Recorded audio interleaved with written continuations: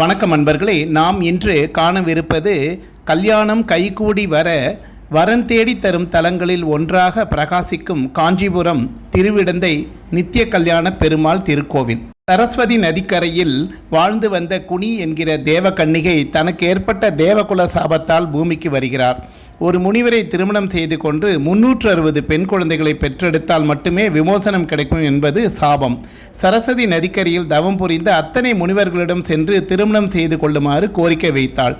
சந்நியாசி என்பவன் இல்வாழ்க்கையில் ஈடுபடுவது தர்மமாகாது என்று சொல்லி அத்தனை பேரும் மறுக்க, இறுதியாக காலவ முனிவரிடம் சென்று சாப விமோசனம் கிடைக்க அருளுமாறு மன்றாடினாள். கூனியின் மீது பரிதாபம் கொண்ட காலவ முனிவர் அவளை திருமணம் செய்து கொண்டார். தினமும் ஒரு பெண் குழந்தை என 360 பெண் குழந்தைகளை பெற்றெடுத்தன் பலனாக சாப விமோசனம் பெற்று தேவலோகத்துக்கு திரும்பினாள் குனி. தனக்கும் குனிக்கும் பிறந்த 360 பெண் குழந்தைகளையும் வளர்த்தெடுத்தார் காலவ முனி. ஆனால் அவர்களுக்கு காலாகாலத்தில் கல்யாணம் கைகூடி வரவில்லை. இதனால் கோவிலாக சென்றாள். இறுதியாக இத்திருக்கோவிலுக்கு வந்து எம்பெருமானான வராகமூர்த்தியை தரிசித்தவர் இவர்தான் என் மகளை திருமணம் செய்து கொள்வதற்கு ஏற்றவர் என்று முடிவெடுத்தார். அன்றிலிருந்து எம்பெருமானை மனதில் நிறுத்தி தீவிர பிரார்த்தனை செய்தார். விஷயத்தை அறிந்து அவரை சோதிக்க எண்ணிய எம்பெருமான் பிராமணர் வடிவில் வந்து, உன் பெண்ணை நான் திருமணம் செய்து கொள்கிறேன் என்று சொல்ல, உடனே முனிவர் எனக்கு மொத்தம் 360 பெண்கள் என்றார். அதற்கு எம்பெருமான், பரவாயில்லை, நானே அத்தனை பேரையும் திருமணம் செய்து கொள்கிறேன் என்றார். காலவ முனியோ, என் முதல் பெண்ணை மனம் முடித்தவுடனே தாங்கள் மனமானவராகி விடுவீர்கள். அதனால் உங்களுக்கு மறுபடியும் பெண் கொடுப்பது தர்மமாகாதே. அப்படி இருக்கும்போது மற்ற பெண்களை உங்களுக்கு கன்னிகாதானம் எப்படி கொடுக்க முடியும் என்று கேட்டார். தினமும் பிரம்மச்சாரியாக வந்து உன் பெண்களை திருமணம் செய்து கொள்கிறேன் என்றார் எம்பெருமான். அப்படியே செய்தார். கடைசி நாள் தான் கல்யாணம் செய்து கொடுத்த பெண்களை காணவில்லையே என கருவறைக்கு போய் பார்த்தபோது அங்கு வராக பெருமான் 360 பெண்களையும் ஒரே உருவாக மாற்றி உயர்த்திய தனது இடது காலின் மேல் அமர வைத்திருந்தார். பிறகு காலவ முனிவரை பார்த்து, உமக்கு என்ன வரம் வேண்டும் என்று கேட்டால், எனக்கு அருளிய இக்காட்சியை வருங்காலத்தில் அனைவருக்கும் தினந்தோறும் அருள வேண்டும் என்று சொன்னார் காலவ முனி. அதன்படியே வரமளித்த எம்பெருமான் இன்றளவும் அப்படியே காட்சி தருகிறார். ராகு கேது பரிகார தலமாகும் வராக பெருமாரின் இடப்பக்கமத்தில் அகிலவள்ளி தாயார் பூமாதேவி அமர்ந்திருக்கும் திருத்தலம் திருவிடந்தை 108 திவ்ய தேசங்களில் 62வது ஸ்தலமாக கருதப்படுகிறது. ராகு கேது அம்சமான ஆதிசேஷன் தன் மனைவி வாசுகியுடன் வராக பெருமானின் இடது காலை தாங்கி பிடித்துக் கொண்டிருப்பதால் ராகு கேது தோஷ நிவர்த்தி தலமாக விளங்குகிறது. எல்லா கோவில்களிலும் திருக்கல்யாண வைபவத்தின் போது சுவாமிக்கு வைக்கப்படும் திருஷ்டி போட்டு அபிஷேகம் செய்யும் போது கலைந்துவிடும். இங்கு பெருமாள் தினமும் திருக்கோலத்தில் இருப்பதால், திருமண கோலத்தில் இருப்பதால் அவருக்கு இயற்கையாகவே என்றும் அழியா திருஷ்டி பொட்டு ஒன்று இருப்பது விசேஷம். என்றும் தன்னிடம் திருமண வரம் வேண்டி பக்த கோடிகள் அனைவருக்கும் இம்பெருமான் அருள் புரிந்து அவர்களது வரத்தை நிறைவேற்றுகிறார். திருமண பரகார முறை பற்றி பார்ப்போம். 2 மாலைகளை ஒரு அர்ச்சனை தட்டும் வாங்கி அர்ச்சகரிடம் கொடுத்து பெயர், ராசி, நட்சத்திரம், கோத்திரம் சொல்லி அர்ச்சனை செய்ய வேண்டும்.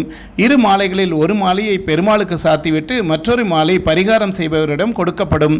தன் கழுத்தில் அதை அணிந்து கொண்டு கோவிலை 9 முறை சுற்றி வர வேண்டும். வீட்டுக்கு சென்ற பின் பூஜை அறையில் மாலையை வைத்து தொடர்ந்து எம்பெருமானை மனதில் நினைத்து கொண்டு வேண்டினால் விரைவில் திருமணம் நடக்கும் என்பது ஐதீகம். வேண்டியபடி திருமணம் முடிந்துவிட்டால் தம்பதி சமேதரராக கோவிலுக்கு வந்து 2 மாலைகள் வாங்கி பெருமாளுக்கு சாத்திய கையோடு வீட்டில் உள்ள பழைய மாலையை கோவிலின் தலவிருட்சமான புன்னை மரத்தில் கட்டிவிட வேண்டும்.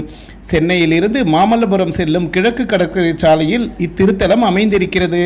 மூலவர் நித்திய கல்யாண பெருமாள், உற்சவர் நித்திய கல்யாண பெருமாள், லக்ஷ்மி வராக பெருமாள் என்றும் மூலவர் அழைக்கப்படுகிறார்.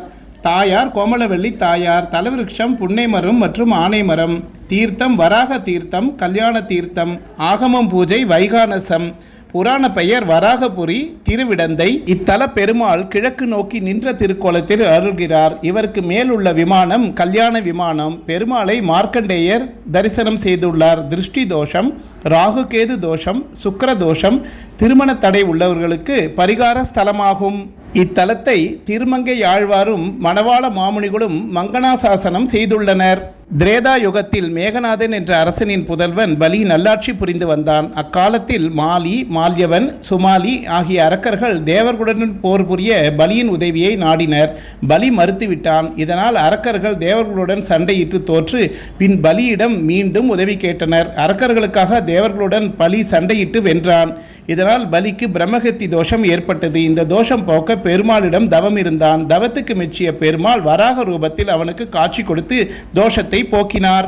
திருவாகிய லட்சுமியை இடப்புறம் ஏற்றுக்கொண்டு எம்பெருமான் ஆனபடியால் இத்திருத்தலம் திருவிடவெந்தை எனப்பட்டது. இது காலப்போக்கில் மருவி திருவிடந்தை ஆனது. பெருமாளின் 108 திருப்பதிகளில் இத்தலத்து பெருமாளுக்கு ஆண்டுக்கு 365 நாளும் திருக்கல்யாண உற்சவம் நடத்தப்படுகிறது. நன்றி, வணக்கம். மீண்டும் சந்திப்போம். ஓம் நமோ நாராயண.